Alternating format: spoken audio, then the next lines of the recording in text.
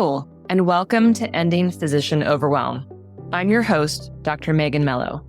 I'm a family and obesity medicine physician, as well as a certified life coach for physicians. In this podcast, we talk about how the learned habits of people-pleasing, perfectionism, and a lack of boundaries show up in our lives and how they contribute to burnout, exhaustion, and overwhelm. The healthcare system is broken, my friends, but let's not wait for it to be fixed in order to feel better.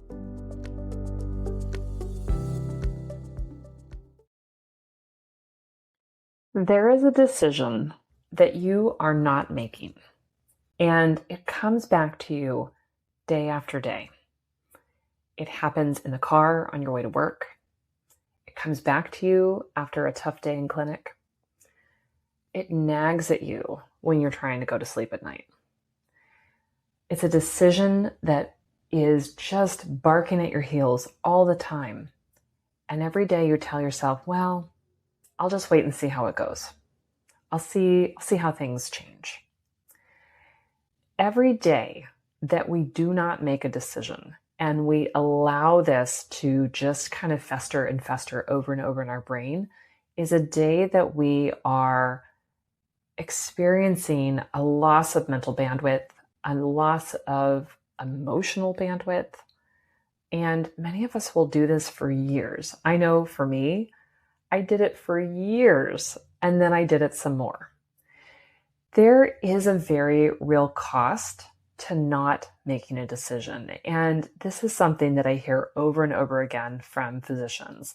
There's some change that you want that you just can't decide about. Now, a common one, and the one I'm going to use as an example here, is a decision to leave your current practice. That is something that a lot of physicians spend a lot of emotional bandwidth thinking about over and over. And it might be that we're thinking about moving to a different healthcare system. It might be that we're thinking about, oh, should I open my own practice? Some of us are thinking, should I just leave medicine? We sit on this decision for years, and I won't pretend that it's a decision without consequences. Of course, it makes a huge difference. But when we continue over and over again to not decide, there is very real cost that we ignore over and over again. And today we're going to talk about it. Nothing good comes from this waiting.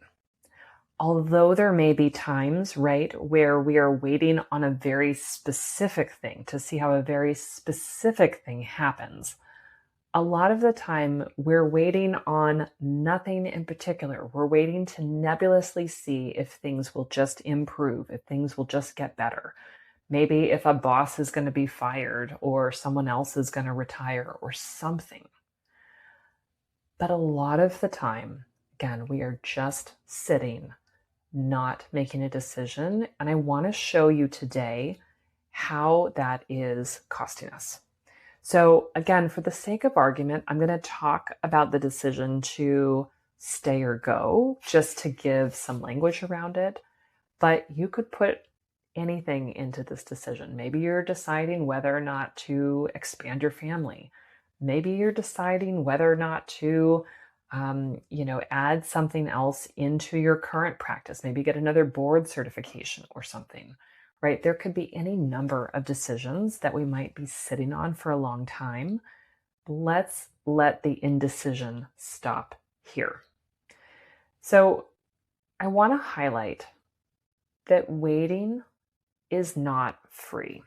Waiting has a cost, and the cost is the drain to our mental bandwidth and our emotional energy. When you are not deciding, just kind of letting your brain sort of play around. Oh, I don't know what I should do.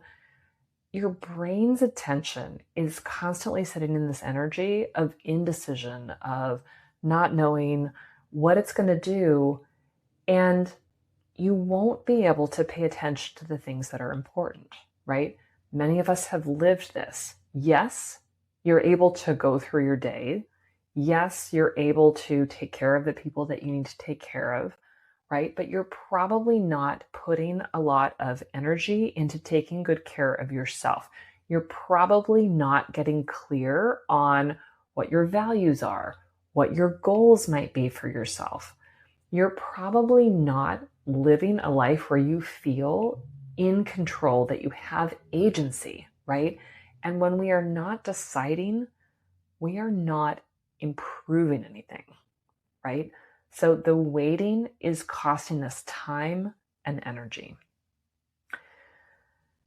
It's also true that when we are not deciding, we are also kind of deciding, right? If the question is whether to stay at your current place or to go, when you are not deciding, you are actually voting to stay, but you're not declaring it.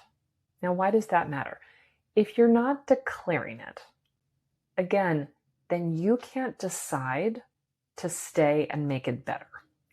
If you are not deciding to do something, but in the meanwhile, you are continuing to show up and go to work, you're continuing to let this drain on your energy, you do not have the capacity to improve your situation. You are not going to work on boundaries in a meaningful way. You are probably not going to be setting and maintaining goals, right, that you want to work on, because you haven't actually declared to yourself, okay, I've chosen to stay and I want something different for myself. In this place, if I'm going to stay, I'm going to make things better for myself by deciding where my boundaries are, by being more clear on what I do and don't do, how I take care of myself, how I take care of myself in this broken healthcare system, right? These are very real important points that we need to attend to. But again, if you haven't decided if you've got 1 foot in or 1 foot out of the door, you will not be able to make meaningful change because you're continuing to drain away this energy. If you had decided to go, then your energy gets to move towards that, right? And it's not to say that you don't continue to show up to work, right? But your focus and attention get to go towards figuring out, how am I going to leave, right? Which there is an art around that. And what exactly am I going to be doing when I do leave? So the cost of not deciding, right, leads to us not doing anything, but also not improving on our situation. That is important that we acknowledge, because that is the situation that many of us are just dwelling in, right? Again, it is costing us more than we think. Another thing that happens more often than any of us would like to admit is that sometimes these decisions are made for us. It has become way more common than any of us would previously have guessed for physicians to be laid off or fired. Often termination without cause is seemingly the common route now. So certainly there are layoffs that happen, right? They need to reduce the size of the clinical team, right? They can only have this much FTE, and so-and-so doesn't want to cut down on their FTE. We've talked about that previously. But also this mechanism of termination without cause, meaning we don't have enough of a reason to fire you because maybe there's no real performance issues that we can point to, and there's no paper trail of us having worked on it in this way. Maybe it's just a personality clash. They can't come out and say that, but because so many physician clauses are written where they have this, they can just terminate without cause, they don't have to say why they're letting you go. Now, I am not a lawyer, right? However, I would say if this happens to you, certainly consult with a lawyer to see what your options are, but probably most of us are not going to try to stay in that position when they have tried to let us go. No. The lawyer's purpose is something else in making sure that we get a fair shake out of being terminated without cause. But the other thing, right, that is implicit in here that none of us can understand unless we've gone through it, right, is that if you are laid off, if you are terminated with or without cause, the experience of being laid off or fired adds another emotional overlay that we would like to spare ourselves, right? If you've been in this space of trying to decide whether you're going to stay or go, again, for the example that we're using here, and someone else makes the decision for you, on the one hand, we can do the work to reframe it and make that still okay. Okay. We can absolutely do that. And that is work that we do as coaches. But if we could make the decision for ourselves from our own agency at the time that we want to do it and not keep delaying making the decision, that is just going to be a much cleaner break. Now, that is hard because we are so used to giving agency and autonomy to others. We are so used to this because we have trained in a very hierarchical structure. We are used to not having a lot of control over the people that we work with, right? Our staff and our clinic support. How many patients we're going to see, what equipment we do and don't have access. There are a lot of things that we generally don't have a lot of control over. And so it feels normal to us to have decisions made for us. Making the decision to leave or to stay and being very clear and deciding to make that decision right, whatever it is you decide, you're going to make it right for you, is quite different from being handed that decision. We've talked about people who've been in this position before, again, fired with or without cause, people who've been laid off. It feels terrible.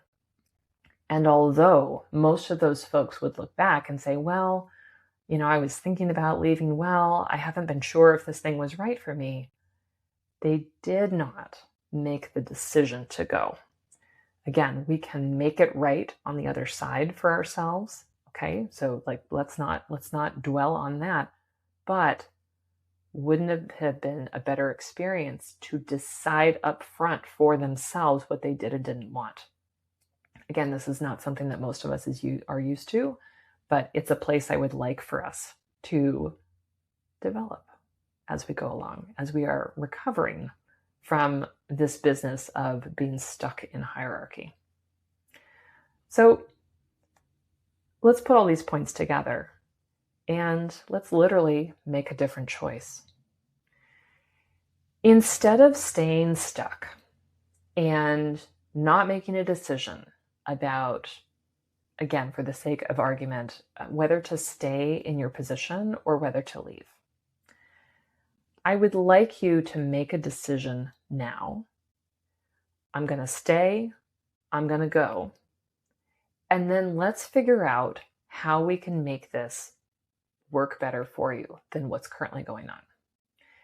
If you decide, you know what, I'm ready to go,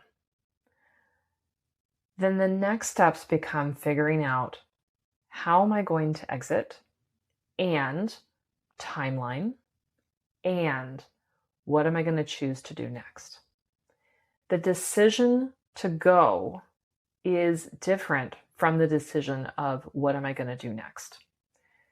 It's important to call those things out. And often we are stuck in this pattern of trying to absolutely always find the next thing before we go. Sometimes financially we need to do that. But again, there's a decision to be made, stay or go. If we are going to decide to stay, if that is the decision, then let's say it out loud. Let's say I'm deciding right now that I'm going to stay, and I'm also going to decide a few other things. If I'm going to decide to stay now, then I'm going to figure out how can I make this better for myself. That might mean that we're going to say out loud, I'm choosing to stay where I am, and I deserve to feel better. Then we get to focus our energy and attention on how am I going to have a better experience here? What support do I need? And how am I going to decide to get it for myself? Does that mean hiring some help? That could be professional resources like, again, coaching, therapy, things like that. It could be that we need more help at home. It could be if we're in a position to influence who's helping us in the clinical scenario, it might be that I'm going to actually practice leading the team more and making sure that I get the clinical support that I am supposed to be having, but is not currently available, right? There are things that we can focus on, controlling what we can control, but we won't engage that if we are getting stuck in this, I don't know if I'm going to stay or go sort of thing. We might also decide, hey, I'm going to stay. I know that I'm going to stay for, let's say, the next 6 months. I'm choosing right now that I am not going to make a decision to leave right now. I am going to reevaluate that in 6 months. And in the meantime, I'm going to spend time and attention talking to more people, exploring what my options are. Maybe I'm going to spend some time talking to people who have stayed and had long careers here and find out what is working for them. Sit down and have coffee with them, find out what is working, find out where you have, overlap in your styles or philosophies, ethic, whatever, and make things work for you. Maybe you're going to talk to people who have left, and what has their experience been? What can they share with you that will help you? Maybe you're going to spend some time talking to people who are doing something else. Maybe they left recently, maybe they left a long time ago. Maybe they never were in your position, but they have their own practice, or they're working in some other industry. Spend time talking with them, because we've taken away the decision. The decision has been put on the calendar for some future time. Right now, we are using our time, energy, and attention to explore what the options are. When we're spending time figuring out what it is that we want, because we've let go of that decision to leave, we've tabled it for another time, we have the bandwidth to figure out what sounds right for me. If I'm going to stay, what am I going to focus on? What am I going to decide my goals are? If I'm going to reconsider the decision 6 months from now, who do I need to talk to? What avenues do I need to explore so that I can make that an informed decision and not be in this dithery place of, I don't know, I'll just kind of wait and see. There are ways that we can help ourselves here. And although we might think that we've been doing that, for a lot of us, we've just been kind of stuck in our own heads, not making decisions, not feeling good about not having made a decision, right? There's some metacognition there. And again, just feeling this constant drain of our energy, attention, bandwidth, because this tab is open in our browser and it's just sucking up RAM, right? We want to get our system running optimally, right? Our brain, our energy, be able to focus on other things. Deciding, hey, I'm not going anywhere in the next 6 months, but I am going to choose to explore these other avenues, will give us forward energy to figure out what it is that we want, right? To clarify those things. That allows us to see where our values are, what our goals are, right? To really explore. A lot of this might feel like we're kind of splitting hairs, right? If we talk about making a decision to not make a decision, what does that bring us? Well, there is relief in deciding that the decision is going to happen 6 months from now. There is relief in letting that go so that we can focus on things that are important, right? We think that making the decision to leave is going to be the satisfying thing. But really, the relief comes from moving forward, deciding one way or another right now again, whether that is stay or go, but declaring it for ourselves. And then we can focus on whatever comes next. I want to be really clear that getting out of this dithering, not making a decision energy in and of itself brings relief. So even as you're sitting listening to me right now, you know the decisions that you've been sitting on. Say right now out loud to yourself, yes or no, stay or go, right? Say it out loud, and then we get to work on making the decision right. Now, you're going to have some anxiety either way, right? You're going to have some discomfort. If you decide to stay in a place that you've been struggling at, there's going to be discomfort in figuring out how will I make it better for myself, right? Because it's going to ask you to do things differently than your autopilot is currently running. If you decide that you're going to go and you are just making that decision, I'm going to go, whether or not you know what the next thing is, there's discomfort in leaving something that you know, right? That's one reason why we stay stuck in this position in the first place, right? There is comfort in the sensations that we know, right? In being stuck in this place.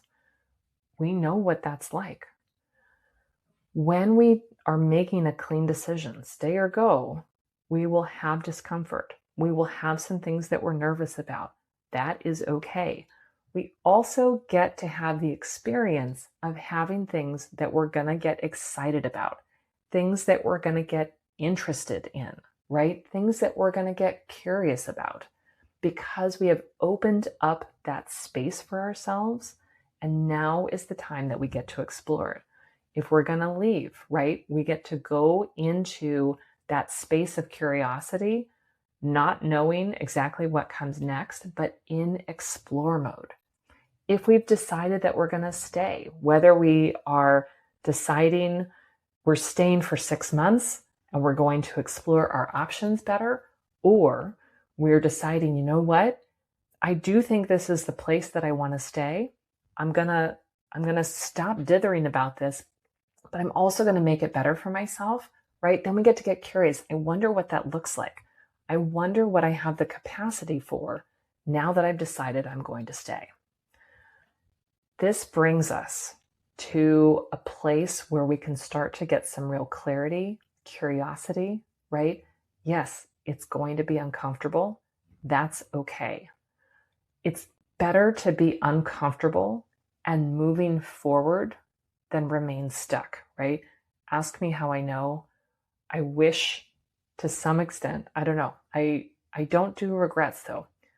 There is a part of me that wishes I knew the power of making a decision earlier. I didn't know that. And I absolutely am grateful to that past version of myself for what she went through. And I don't dwell in regret, but I can see how things might have been different, how I might have gotten started on my current path earlier if I had known not to waste my time in indecision. What I want for you is to not waste your time in indecision. That doesn't mean we're making rash decisions. It doesn't mean that we're being cavalier. It means that we are becoming willing to say out loud what we want, what we're going to do, and to take back agency and control for our own careers. If you're listening and you realize this is touching a tender point, you have been stuck in a decision and you don't even know right now what it is that you want to say, or maybe you do. Maybe you did already just say, ooh, go, I want to go. You said it out loud and now you're like, oh God, what am I going to do? I want you to schedule a call with me. Let's sit down.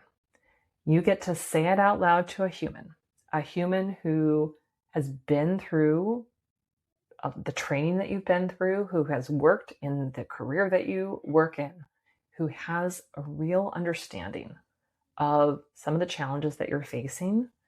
Let's sit down and talk it through.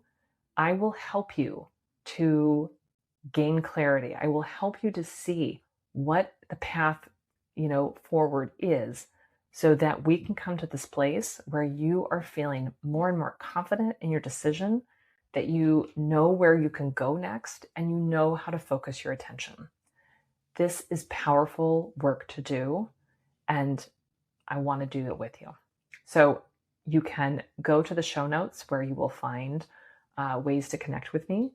I can't wait to hear from you.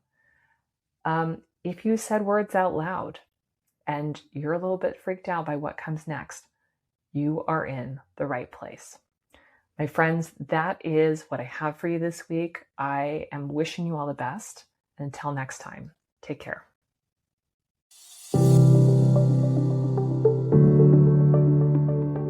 Well, that's our show for today. Thank you as always for listening.